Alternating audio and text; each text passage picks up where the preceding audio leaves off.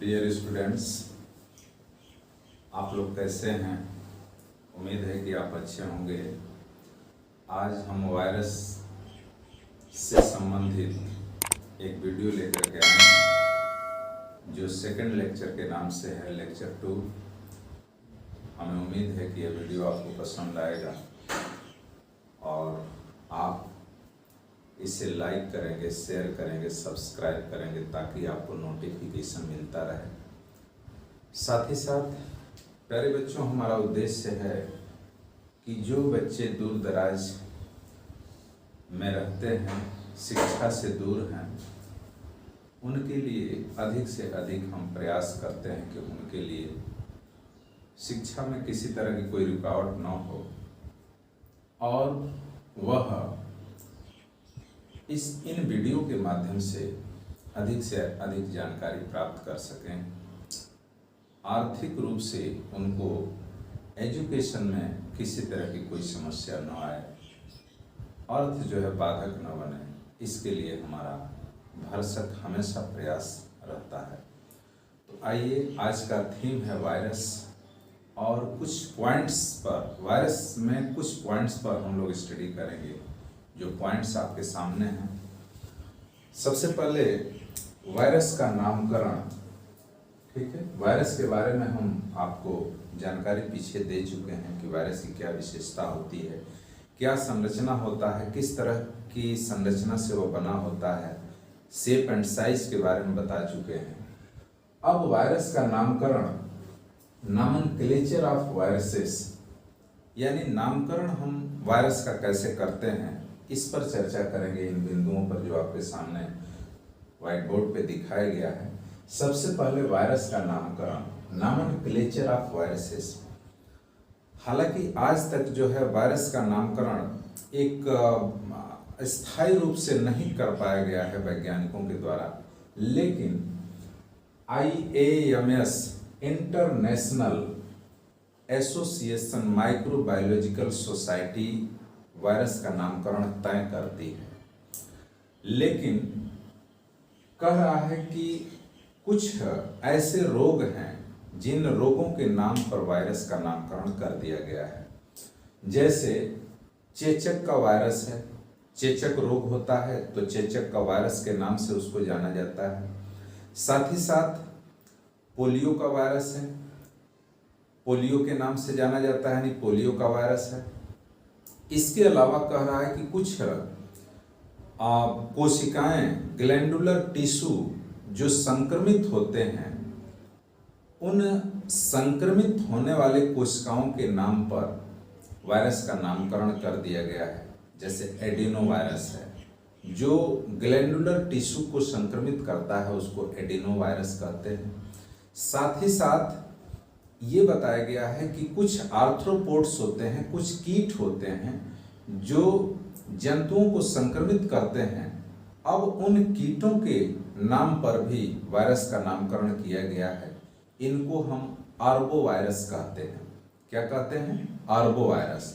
तो आपने क्या देखा कि रोग के आधार पर, संक्रमण के आधार पर वायरसों का नामकरण किया गया है।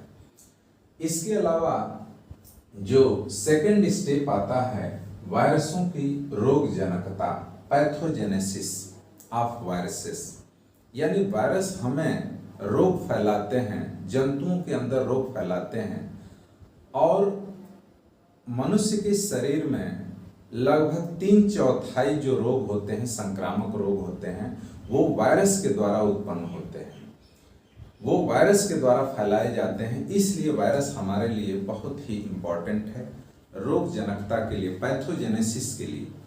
दूसरी बात कह रहा है कि कुछ ऐसे डिजीज हैं जैसे कि चेचक रोग, जो वायरस से होने वाले मुख्य रोग हैं।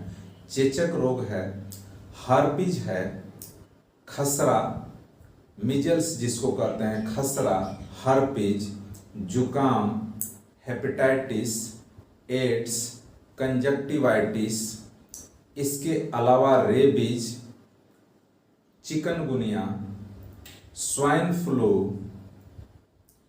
तमाम ऐसे रोग हैं जो वायरस के द्वारा फैलाए जाते हैं। तो इस तरह से तमाम ऐसे रोग हैं जिनका नाम अभी हमने आपको लिया। चेचक है, हर्पीज है, कंजक्टिवाइटिस है, स्वाइन फ्लू है, चिकनगुनिया है, एड्स है, हेपेटाइटिस है, रेबीज है, इसके अलावा मम्प्स है, जो जिसको कि गलसुआ कहते हैं। ये पैरोटिड ग्लैंड्स जो है वो उसमें इन्फेक्शन होता है वायरस का और वो सूज जाती है। तो इस तरह से तमाम ऐसे रोग हैं जो वायरस के द्वारा फैलाए जाते हैं। तो ये तो वायरस की रोग जनकता हुआ या उसका पैथोजेनेसिस हुआ। इसके अलावा कह रहा है कि वायरस का प्रसार एवं मानव शरीर में प्रवेश, बहुत इंपॉर्टेंट पॉइंट है। वायरस जो लिविंग और नॉन लिविंग के बीच का एक कनेक्टिंग लिंक है और न्यूक्लियोप्रोटीन से बना होता है और इसे क्रिस्टल के रूप में भी अलग किया जाता है और अलग किया जा सकता है। तो कह रहा है कि ये वायरस हमारे शरीर में कैसे प्रवेश करता है, उसका ट्रांसमिशन कैसे होता है और ये इंटर कैसे करता है हमारे बॉडी के अंदर। तो बताया गया है कि जो वायरस की एंट्री है वो बॉडी के अंदर दो तरीके से होती है, दो रूप से होती है। एक तो वर्टिकल होता है जिसको आप हिंदी में उदग्र कहते हैं, ठीक है ना। क्या कहते हैं? उदग्र, यानी वर्टिकल द्वारा जो है, वर्टिकल विधि द्वारा, उदग्र विधि द्वारा हमारे शरीर के अंदर प्रवेश करता है। और दूसरा है हॉरिजेंटल, यानी ये क्षैतिज होता है। क्या बोलते हैं इसको? क्षैतिज। तो उदग्र विधि या वर्टिकल के द्वारा कैसे हमारे शरीर में प्रवेश करता है उसके बारे में हम चर्चा करेंगे। देखिए, यह माता के अंडाशय से या अपरा से, अंडाशय या अपरा से या उसके दूध के द्वारा, ठीक है ना, वो उसके मिल्क के द्वारा अगर बच्चे के अंदर, अगर भ्रूण के अंदर ये जाता है तो उसको हम वर्टिकल या उदग्र विधि कहते हैं, ठीक है। माँ के द्वारा जो है यह बच्चे के अंदर, चाहे वो अंडाशय, अंड के माध्यम से जाए या फिर कह रहा है कि माँ के अपरा जो प्लासेंटा होता है उसको, उसके थ्रू बच्चे में प्रवेश करता है, या फिर ये कह रहा है कि बच्चे के अंदर मैमरी ग्लैंड्स के द्वारा, दुग्ध स्राव के द्वारा यानी दुग्ध के द्वारा बच्चे के अंदर प्रवेश करता है। तो ये इन्फेक्शन जो है वो आपका वर्टिकल होता है। दूसरा जो संक्रमण का तरीका है वो हॉरिजेंटल होता है, क्षैतिज होता है। यानी इसको कह रहा है कि वातावरण के द्वारा इन्फेक्शन, वातावरण में उपस्थित जो एयर है उस हवा के द्वारा जो है श्वसन के माध्यम से, श्वास नली के माध्यम से, रेस्पिरेशन के माध्यम से हमारे शरीर में अगर वायरस प्रवेश करता है तो यह हॉरिजेंटल होता है, यानी क्षैतिज विधि से हमारे शरीर के अंदर प्रवेश करता है। साथ ही साथ हवा के माध्यम से, रेस्पिरेशन के थ्रू, जैसे इन्फ्लुएंजा का वायरस है ना, इन्फ्लुएंजा का वायरस है वो हमारे बॉडी के अंदर जो है वो रेस्पिरेशन के थ्रू इंटर करता है। इसके अलावा बताया गया है कि दूषित जल और दूषित भोजन के द्वारा, दूषित जल और दूषित भोजन के द्वारा, यानी इन्फेक्टेड वाटर है, इन्फेक्टेड फूड है, इसके द्वारा अगर हमारे बॉडी के अंदर कोई वायरस प्रवेश करता है, फॉर एग्जाम्पल जैसे आप ले सकते हैं पोलियो का वायरस है जो दूषित पानी और दूषित भोजन से आ सकता है, या फिर हेपेटाइटिस का वायरस है वो भी दूषित पानी और दूषित जल भोजन के माध्यम हमारे शरीर के अंदर प्रवेश कर सकता है। तो इस तरह से ये हॉरिजेंटल विधि के तहत जो है वायरस हमारे बॉडी के अंदर प्रवेश करते हैं। इसके अलावा बताया गया है कि कुछ ऐसे जानवर होते हैं, कुछ ऐसे पालतू जानवर होते हैं जिनके लार में उपस्थित होता है वायरस, जैसे रेबीज है, अलर्क रोग जिसको कहते हैं, हाइड्रोफोबिया रोग होता है। पागल कुत्ते के काटने से ये इसका वायरस जो है हमारे ब्लड के अंदर पहुंच जाता है और हमारे नर्वस सिस्टम को यह प्रभावित करता है। न्यूरॉन जो होते हैं उनको प्रभावित करता है, सेंट्रल नर्वस सिस्टम को यह डैमेज करता है, प्रभावित करता है। तो कुछ जानवरों के माध्यम से हमारे बॉडी के अंदर वायरस का एंट्री होता है, वायरस का प्रवेश होता है। तो इस तरह से तमाम विधियों के द्वारा, इसके अलावा बताया गया है कि कुछ ऐसे डिजीज होते हैं, कुछ वायरस ऐसे होते हैं जो हमारे बॉडी के अंदर ये कीट के द्वारा, आर्थ्रोपोड्स के द्वारा जो है एंट्री कराए जाते हैं, वो हमारे बॉडी में प्रवेश कर जाते हैं। तो इस तरह से there are two methods in which virus enter in our body, mainly vertical and horizontal. ठीक है, तो बच्चों आगे चलें। अब नेक्स्ट जो पॉइंट है वो वायरस संक्रमण तथा रोगों के भेद। क्या कह रहा है? वायरस संक्रमण तथा रोगों के भेद, types of viral infection and disease.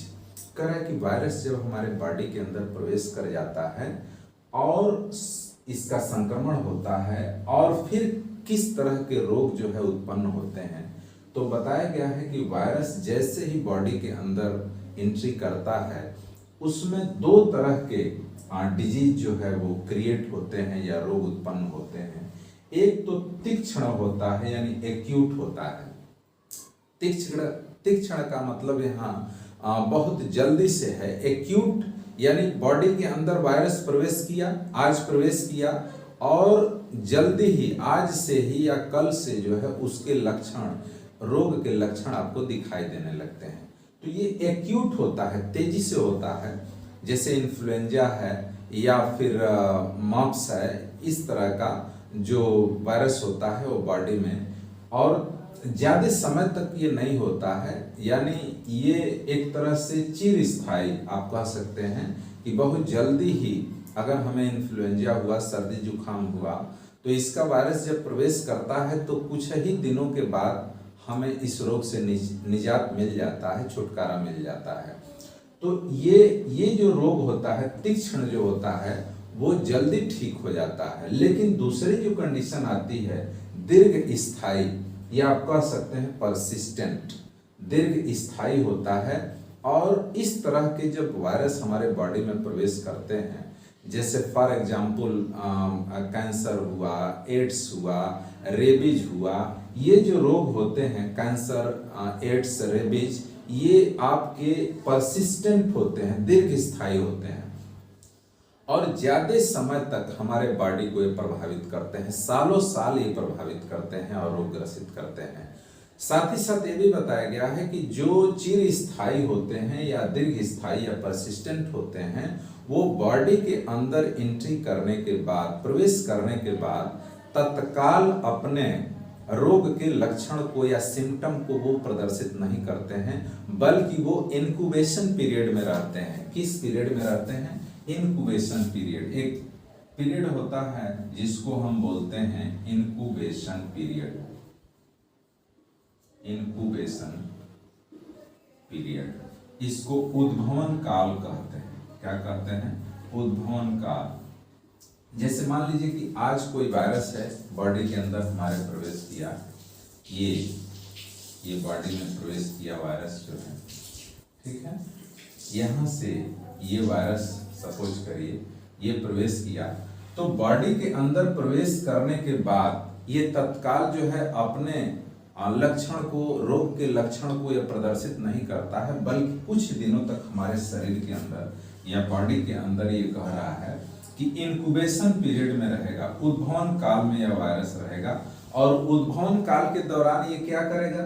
अपनी संख्या बढ़ाएगा, प्रचुरोद्भवन करके, प्रोलिफरेशन करके, यानी स्वद्विगुणन के परिणाम स्वरूप प्रोलिफरेट करके और लाखों करोड़ों की संख्या में यह अपनी संख्या जो है बढ़ा देगा।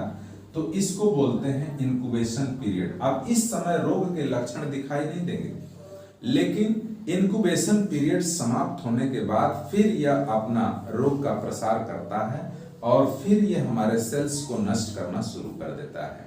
तो बहुत से ऐसे रोग हैं, जैसे आपका एड्स है, उसमें इनक्यूबेशन पीरियड जो है कई सालों तक रहता है, यानी आज वायरस HIV प्रवेश किया तो 2 साल 3 साल के बाद जो है उसके सिम्टम हमें नजर आते हैं या दिखाई देते हैं, तो इसको बोलते हैं इनक्यूबेशन पीरियड।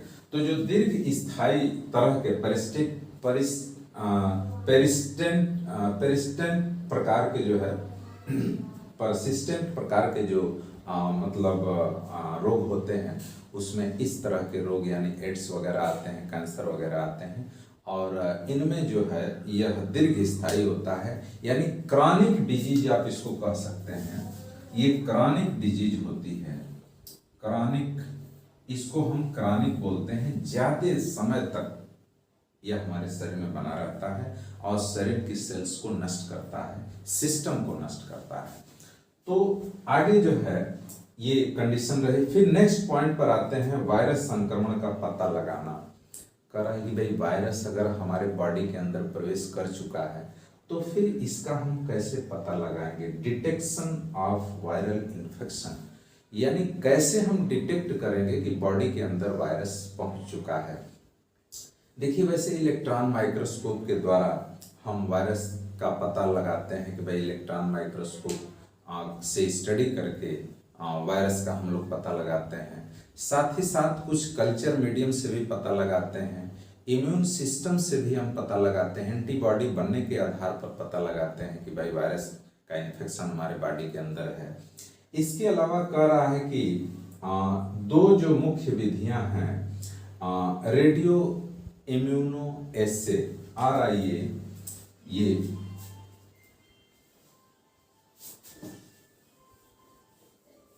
RIA जिसको बोलते हैं RIA, रेडियो इम्यूनो एसे, विकिरण प्रतिरक्षा तंत्र के तहत जो है, यानी विकिरण प्रतिरक्षा तंत्र के तहत जो है हम ये पता लगाते हैं कि व्यक्ति जो है वायरस से संक्रमित है, किस वायरस से संक्रमित है। दूसरी जो आपकी विधि है, किट आता है एलिसा किट, एलिसा, ठीक है, एंजाइम लिंक्ड इम्यूनो जारबेंट एसे, एंजाइम लिंक्ड इम्यूनो जारबेंट एसे, यानी इस किट के द्वारा, के द्वारा हम वायरस का पता लगाते हैं कि हमारे बॉडी के अंदर वायरस की उपस्थिति है और वह किस स्टेज पर है, किस तरह की कंडीशन हमारे बॉडी में उत्पन्न कर रहा है। तो ये वायरस का संक्रमण का पता लगाना है। इसके बाद वायरस संक्रमण के लिए हमारे शरीर की प्रतिक्रियाएं, वायरस संक्रमण जब बॉडी के अंदर वायरस प्रवेश कर गया तो बॉडी के अंदर कौन कौन सी प्रतिक्रियाएं होती हैं, यानी responses of our body to viral infection, responses of our body to viral infection, यानी वायरस के संक्रमण के बाद हमारे शरीर के अंदर क्या प्रतिक्रिया होती है, क्या रिएक्शन होता है, उसके बारे में कह रहा है। तो दो तरह का रिस्पांस होता है बॉडी के अंदर। एक रिस्पांस तो सामान्य होता है, इनेट जिसको आप बोल सकते हैं, ये इनेट होता है, यानी इसको आप जन्मजात कह सकते हैं, ठीक है ना। एक रिस्पांस जब वायरस हमारे बॉडी के अंदर प्रवेश कर गया तो पहला रिस्पांस होगा वो इनेट प्रकार का होता है, ये जन्मजात होता है, यानी मनुष्य के शरीर में यह जन्म से ही ये जो प्रतिक्रिया होती है वो स्वयं आ जाती है, स्वयं उत्पन्न हो जाती है। और इसमें जो है फीवर, ज्वर, यानी बॉडी के अंदर जैसे प्रवेश किया तो हर व्यक्ति के अंदर ये जन्मजात क्वालिटी आ जाती है या फिर ये प्रतिक्रिया उत्पन्न की क्षमता हो जाती है, जिसमें कि उसको फीवर होगा, ज्वर होगा। और इसमें यहाँ तक बताया गया है कि 48 या 49 कह सकते हैं डिग्री सेंटीग्रेड जो टेम्परेचर है वो बॉडी का बढ़ जाता है और ज्वर हो जाता है। और उस ज्वर में वायरस जो है अपना प्रोलिफरेशन नहीं कर पाता है और उसमें सरवाइव नहीं कर पाता है, यानी वो जीवित नहीं रह पाता है या फिर वो अपनी संख्या को नहीं बढ़ा सकता है। तो ज्वर जो होता है, फीवर का होना बॉडी के, यानी मनुष्य के अंदर फीवर का होना एक तरह की इम्यून प्रतिक्रिया है और उससे शरीर की सुरक्षा होती है ताकि वायरस जो है वो अटैक न कर सके, वायरस वहाँ सरवाइव न कर सके अपने आप को, या रेप्लिकेशन के थ्रू अपनी संख्या न बढ़ा सके, वो नष्ट हो जाए। दूसरा है फैगोसाइटोसिस, यानी हमारी ये इम्यून जो प्रतिक्रिया है वो आपका जन्मजात होता है। फैगोसाइटोसिस बॉडी के अंदर इम्यून सिस्टम के तहत जो है तमाम WBC की कोशिकाएं होती हैं, जैसे टी लिम्फोसाइट है, बी लिम्फोसाइट है। ये कोशिकाएं जो है सुडोपोडिया के द्वारा अमीबीय गति करती रहती हैं ब्लड के अंदर, और जहां आवश्यकता होता है वहां जा करके उस वायरस को नष्ट कर देती हैं। ठीक है, तो ये फैगोसाइटोसिस ने भक्षकाणु विधि के द्वारा घूमते हुए मतलब लोकोमोशन करते हुए, गति करते हुए, और उस लक्ष्य तक पहुंचना जहां वायरस है, और उसको जो है अपने अंदर एब्जॉर्ब कर लेना, उसको फैगोसाइटोसिस के तहत उसका भक्षण कर लेना, ये हमारे जन्मजात जो है रिस्पांस होता है, इम्यूनिटी होती है। तीसरा है इंटरफेरॉन। इंटरफेरॉन क्या होता है? कह रहा है कि बॉडी के अंदर हमारे शरीर में जब वायरस का इन्फेक्शन होता है, वायरस का संक्रमण होता है, तो एक जो संक्रमित कोशिका होती है एक तरह के प्रोटीन को निकालती है, उसका स्राव करती है। इंटरफेरॉन की खोज जो है 1957 में आइसेक्स और लिंडेमान वैज्ञानिक के द्वारा किया गया था। और होता क्या है कि जैसे मान लीजिए कि हमारे शरीर की ये सेल है, और ये सेल सपोज करिए ये कोशिका है। जब कोई वायरस, अब ये वायरस है, ये वायरस जो है इस सेल को संक्रमित करता है, तो कोशिका जो है एक तरह की प्रोटीन का स्राव करती है, ये प्रोटीन निकालती है। और जब प्रोटीन निकलेगा तो यह प्रोटीन जो होगा इस कोशिका के अंदर या बॉडी के अंदर या ब्लड के अंदर जो इम्यून सिस्टम है, T4 लिम्फोसाइट है, जो हमारे शरीर की प्रतिरक्षी कोशिकाएं हैं, उनको जो है स्ट्रांग बनाने का काम करता है, उनको मोटिवेट करता है, उनको जो है मतलब इंक्रीज करने का काम करता है ये प्रोटीन। तो वायरस के अगेन उत्पन्न होने वाले प्रोटीन को जो है इंटरफेरॉन कहते हैं। ठीक है, और यह वायरस के अगेन ही कोशिकाएं जो है इस प्रोटीन का सिक्रीशन करती हैं। तो ये तो रहा आपका जन्मजात या इनेट आप कह सकते हैं इसको। दूसरी कंडीशन जो आती है वायरस के संक्रमण से हमारे बॉडी के अंदर जो रिस्पांस या प्रतिक्रिया होता है वो है विशिष्ट प्रतिरक्षी क्रियाएं। विशिष्ट प्रतिरक्षी क्रियाएं यानी इम्यून सिस्टम, यानी हमारे बॉडी के अंदर कुछ ऐसी कोशिकाएं होती हैं जो विशिष्ट प्रतिरक्षी प्रतिक्रियाएं उत्पन्न करती हैं। जैसे T4 लिम्फोसाइट है, WBC की सेल है, वो बॉडी के अंदर जैसे ही किसी तरह का इन्फेक्शन होता है तो उस इन्फेक्शन को मारने के लिए जो कोशिकाएं होती हैं वो सक्रिय हो जाती हैं, तत्पर हो जाती हैं, और वहां पहुंच करके उन कोशिकाओं को मार देती हैं। साथ ही साथ ये भी कह रहा है कि एक बार जिस वायरस का संक्रमण होता है, एक बार जिस वायरस का संक्रमण होता है, तो इन कोशिकाओं के अंदर T4 लिम्फोसाइट कोशिकाओं के अंदर एक स्मृति, एक मेमोरी बन जाता है, और उस मेमोरी के आधार पर दोबारा फिर वह वायरस अटैक करता है, तो वह जो कोशिकाएं होती हैं, जो हमारी रक्षक कोशिकाएं हैं, वो उस मेमोरी के आधार पर उस वायरस को नष्ट कर देती हैं। तो इस तरह से ये आपका एक इम्यून सिस्टम जो विशिष्ट प्रतिरक्षी होता है वो पाया जाता है। इसके अलावा यहाँ पे बताया गया है कि